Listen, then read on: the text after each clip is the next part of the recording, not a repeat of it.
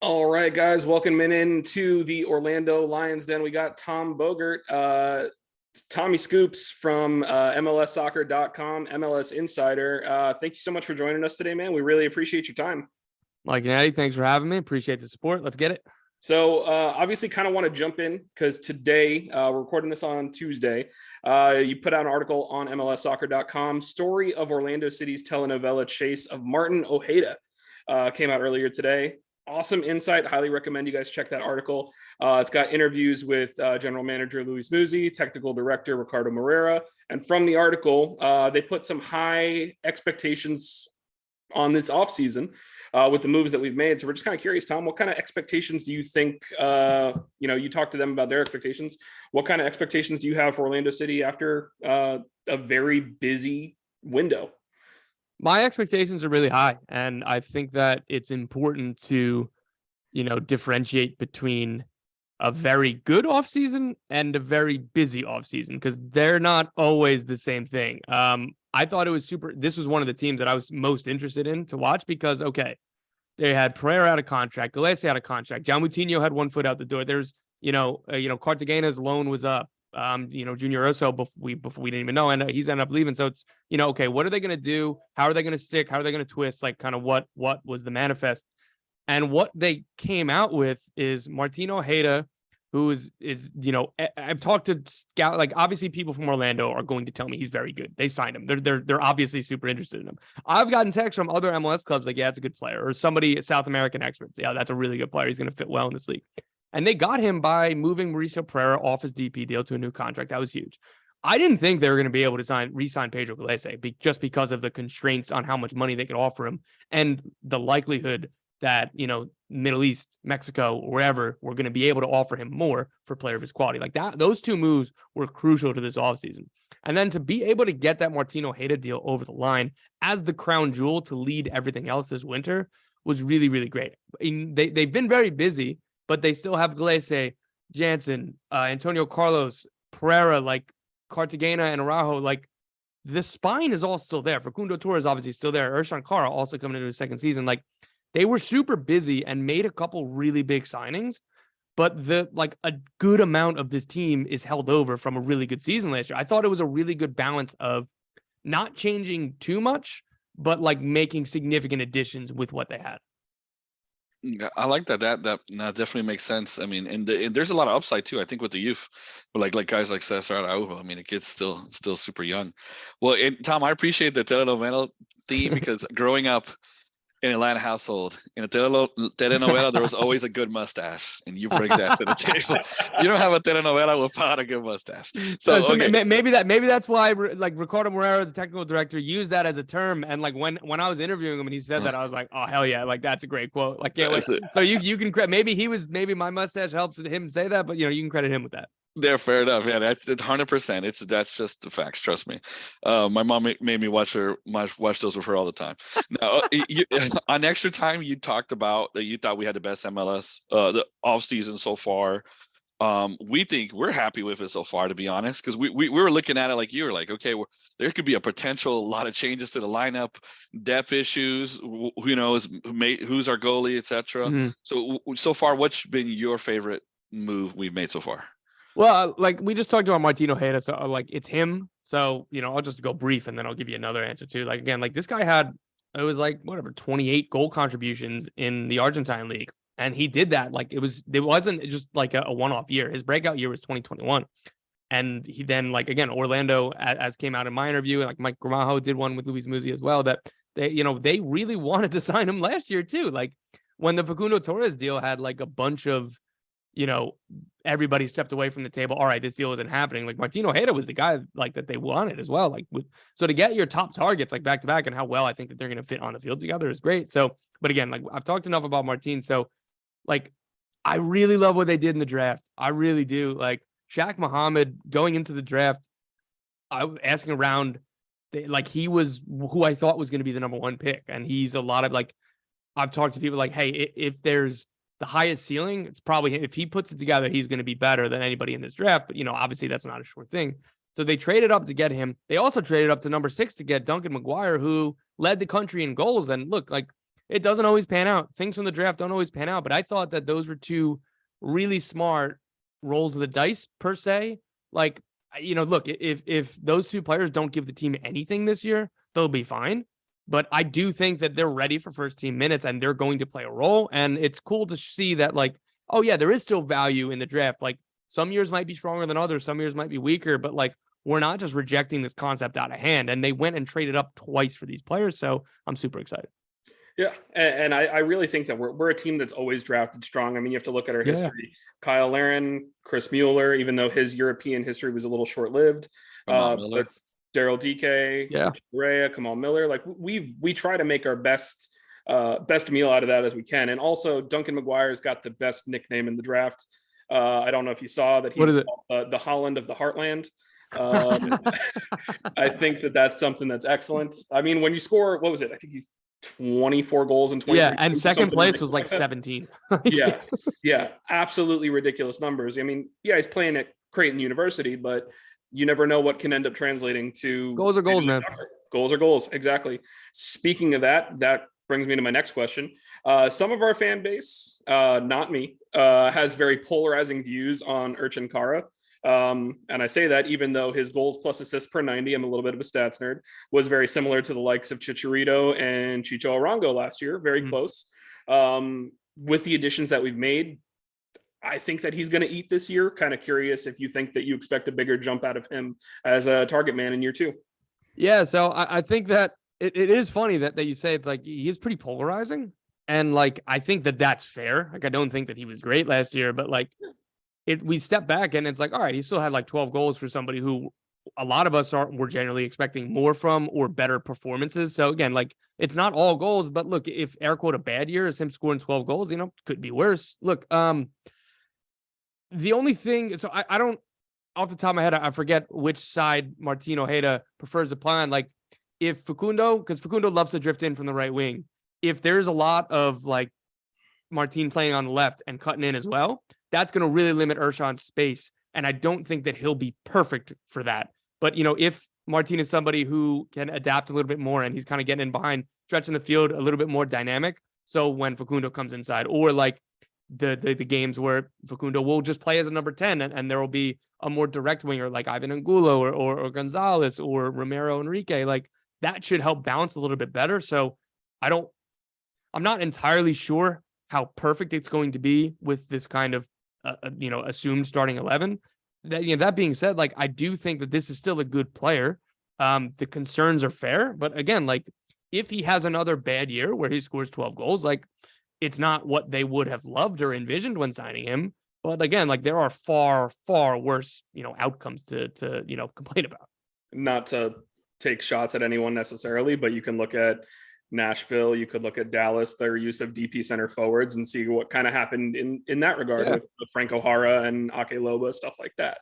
So no, for the most part, I'm in agreement with you. I just think that there's service now, so he doesn't have as many excuses. So yeah, I think the issue was whether you need to change the way those guys play to fit Kara in there, So yeah, the other way around. Yeah, he's got to adapt to them, and I think that's part of it as well. So that's a very good point. Like, that was probably a more succinct way to, like, what I was trying to say is like, yeah, if Martin Ojeda wants to drift in, like, get out of the way. Like I think that this dude is higher on the pecking order, and I have higher expectations for him than Kara. So it's more about Kara fitting to them than them fitting to Kara. Yeah, absolutely. And then historically, I think Oscar Prada has teams, strikers don't really eat anyways. I was looking at the numbers. The highest goal scorer was Maxi Urruti with like 12 or 13, and per 90, Urchin got pulled a lot of times and was hurt. If he would have played as many minutes, he would have had like 16 or so. So yeah, or I mean, there were games where he was pulled because of performance. So absolutely, it's not like, like going back to the Open Cup when like the game was so much different when Benji Michel came in, right? Absolutely. So I think that's where the concerns stem from fans and analysts alike. And again, I think that they're fair. But again, like that's he still had fine enough numbers. So again, we'll see. We'll see exactly how the fit works. For sure. Now, I got to admit, I had a kind of like a list of what moves I wanted done.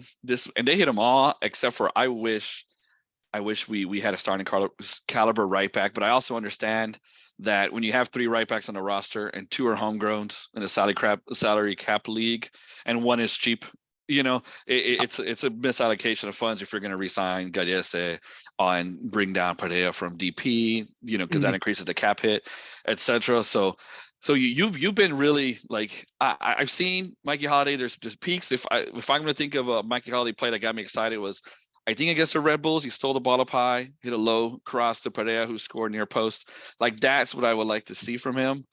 So I'm still kind of, you've been big on Mikey Holiday. You're saying he's the favorite to take the starting job. Is it going to be he's going to work into it, or it's his to lose, or what do you expect from Mikey this year? Yeah, these are all good questions. It's a boring answer, but we'll see how it plays out in preseason. Like, look, the club are very high on him, but whether or not Oscar Perea believes that he's ready for minutes right now, and this is a team that's in win now mode. Everybody is. It's a stupid sports cliche, but like this team is built to win right now. This team isn't built to look, Chicago Fire, like Gaga Slonina got to play through his mistakes. Like he was really bad for a month, and that's because he's a super talented goalie. The Fire weren't really in the playoff race. Like who knows what happens, right? And it's easier to kind of pull right back. And Kyle Smith is so very consistent, if not, obviously not a huge ceiling, but like if you're Perea, like you understand why he might play him. Like, and I will point out that, Extra Time's David Goss is really big on Freeman, by the way. Yeah, I heard that. He's, both on the air and off the air. He's challenging me on, hey, you've brought up Holidays. Like, I think the Freeman is even better. So again, like you put it best. You have a cheap veteran and two homegrowns. Like the plan is between the three of them, the minutes will be covered and it'll be fine. Yeah, that sounds fair to me. I mean, I think we're at the point now where, Mikey's been on that homegrown deal for a little bit, and now we want you to put up or shut up kind of thing. And if not, El Soldado, Kyle Smith is right there for, that's the nickname he's got in the locker room. He's the soldier. So I think he'll be there to jump in, but he's also a good vet to where he's going to help them grow. And to David Goss's point, Alex Freeman's a hell of an athlete.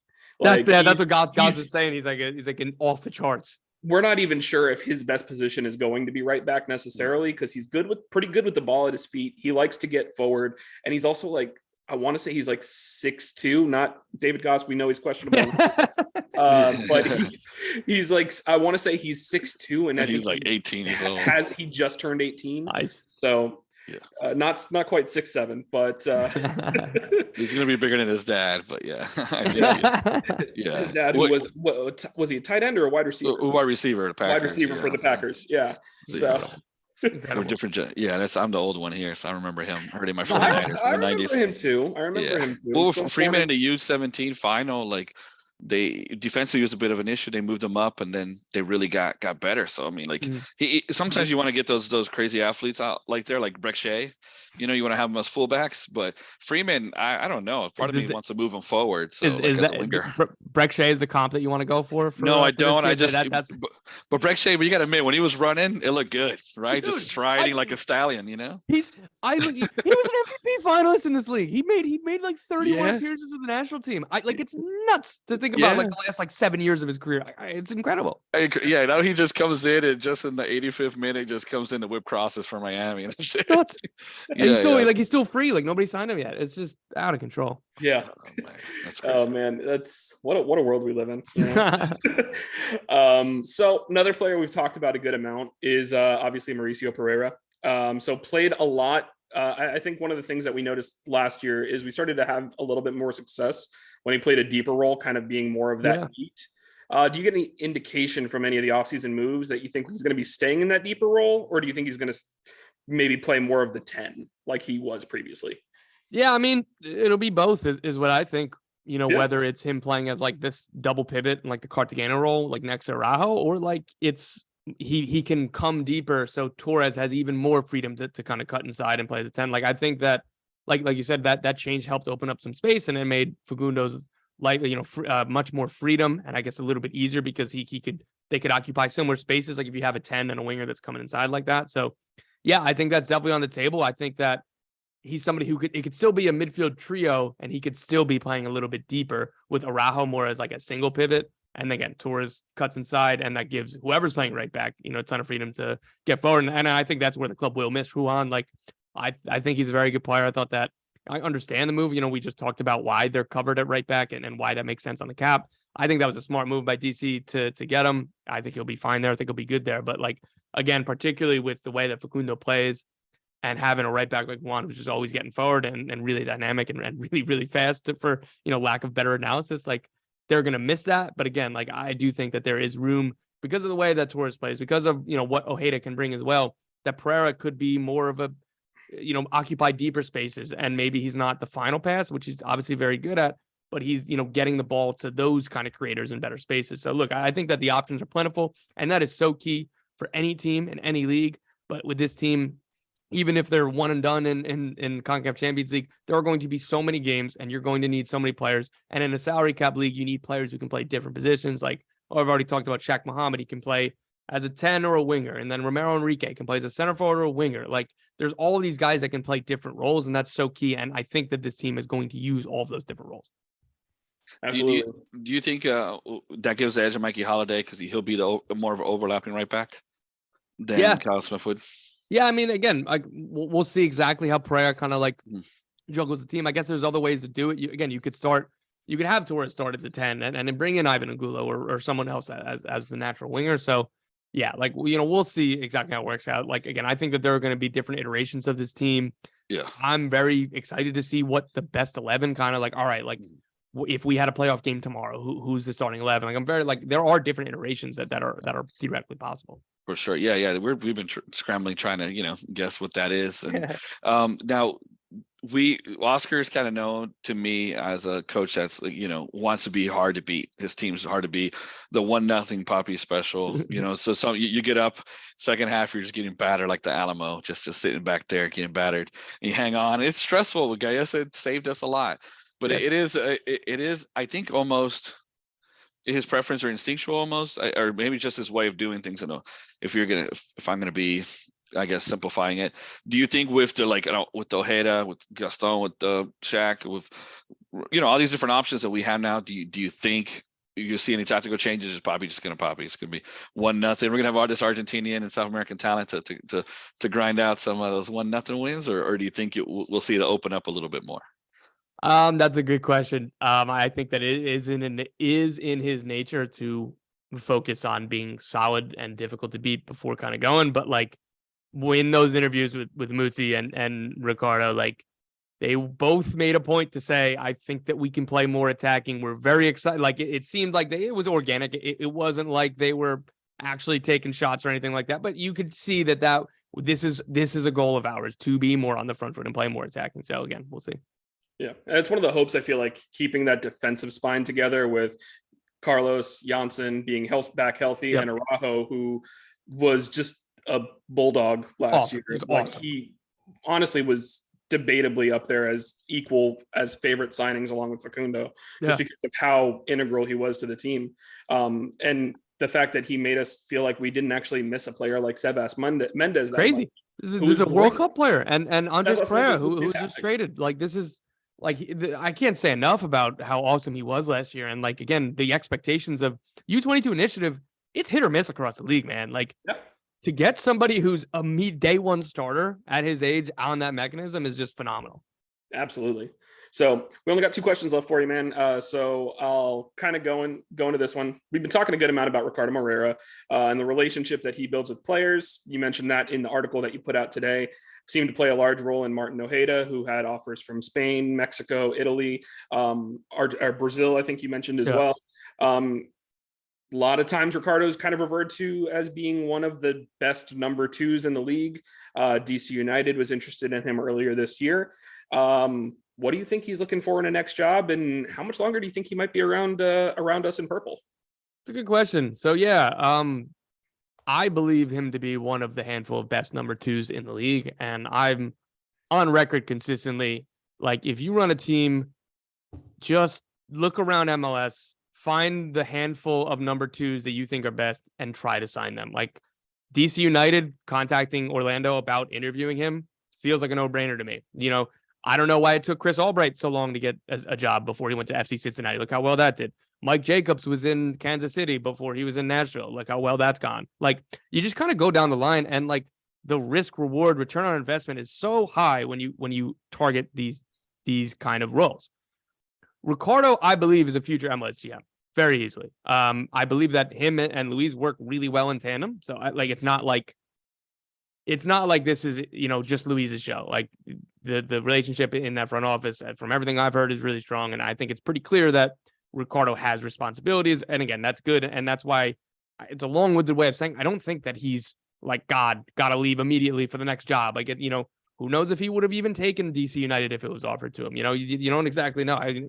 Particularly with that team, like they did all of their winter business. Like I don't know if you're a GM, I might wait a little bit before taking that job because they spent all their money. They made all their signings. This isn't your team. Again, I'm getting on a tangent here.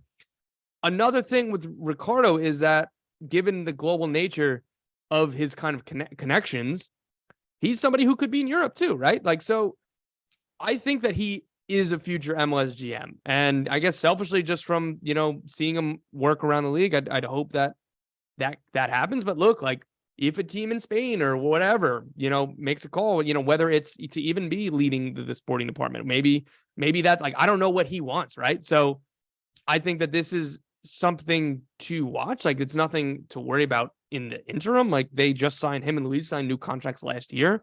I believe that's part of the reason why that the DC United job was a bit of a non-starter, just because, again, they just re-upped for this project. So look, I wouldn't say that there's any rush, but again, like, to speak to your question, that like, yeah, I do believe he's very highly viewed around the league. And again, potentially we'll see what happens abroad. Yeah. The longer he's in purple, the happier we are. I know that. So I've noticed he's a fan favorite. It's funny that like when I was reporting on DC United, like I had a lot of Orlando fans were replying positive stuff, and I was laughing. I was like, I think that goes to show what his reputation is, because, do you know who San Jose's number 2 is? And I believe it's John Hackworth. So I hope that wasn't, me sounding like I'm taking a stray. Just the point is that like these guys, like Ned Grabavoy was known in Portland, or Chris Albright was known in Philly. And that's because these dudes were number 2s for really good teams that were really good for a while. So like, it's cool to see when, that trust and belief comes from the fans that like, oh yeah, that's, Will Kuntz in LAFC before he left. Like, it's another one. So I thought that was super interesting. Oh, in some ways, I think the people kind of conflate him and Musi, like what they both do. Like Ricardo gets like all the credit a lot because he's really nice. Tandem, man. Yeah, he's really nice and gets he's charismatic, and he was on like our show and these things. So nice. He's a nice guy. And then I was super impressed when we met him. He wasn't just he ran a team in Brazil. He's an agent too, a lawyer. And he's done this. He worked with Andre Zanota, the Dallas sporting director. In Brazil. Yeah, exactly. So, I mean, this guy's done. I mean, he's younger than me, and I'm like, wow, I haven't accomplished that. In comparison. So, Tom, we're at double-digit moves, I think, so far around the city.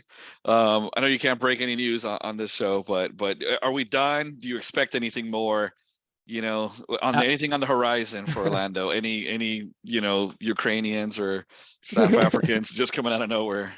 So, at time of recording, I don't believe Romero Enrique has been announced. That's done. That's going to happen. The U22 initiative winger forward from Banfield, super exciting. And then the Icelandic player who, oh my God, I'm going to butcher the name, but Thorhalsson.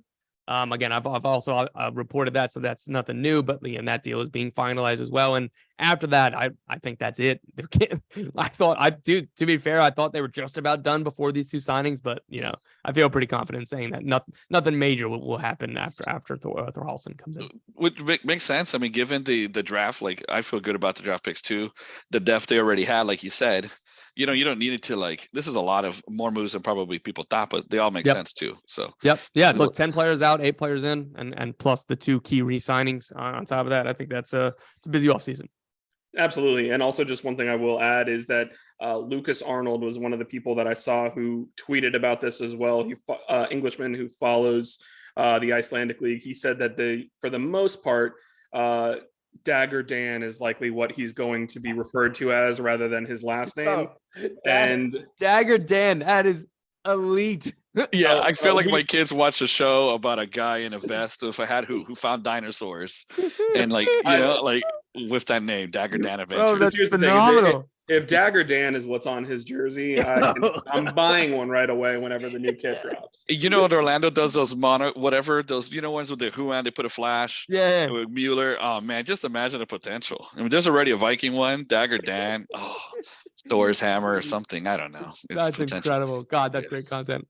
Yeah, no, that's what we're hoping for. But I mean, I'm hopeful that we're not going to see any big outbounds. I know you've been pretty skittish on saying anything in regards to Facundo leaving yet. It doesn't seem like that's really happening, which I appreciate that nod. No, for those who are not, this isn't on fart video. noise. So, yeah, which we're good. We'd rather him stay for this season because we have a lot of competitions. I mean, hopeful to play upwards of 55 games this year because we want to win trophies and that's important. So keeping him here would be great. And I mean, that's really all I got for you, Tom. I really appreciate your time. That's at Tom Bogert on Twitter. I think that's your Instagram handle too, right? Tom Bogert Soccer. Tom Bogert Soccer on Instagram. I don't know if you have anything else left. Check Tom out. You've been on ETR and you have your own podcast as well, right? Yes, I've been on Extra Time all month. As such, I haven't needed to do my own podcast. I was mostly doing that for reps backup, but if ETR, the more and more they bring me on, it's perfect. So I think I'll be on there more regularly this year. I was on plenty last year. So, we'll see. Well, yeah, I like it. I've always listened to ETR and you've been on it. Just it condenses into two. Like I listen to ETR and your podcast. So very kind. Saves you some time. Absolutely, same. Thanks, Tom, for having us being on our show. We appreciate you. Keep up the good work, man. Yeah, guys, thanks for having me. Again, look forward to being on next time. You guys keep up the good work. Thanks for the support. Take care. Thanks, Tom. Appreciate it.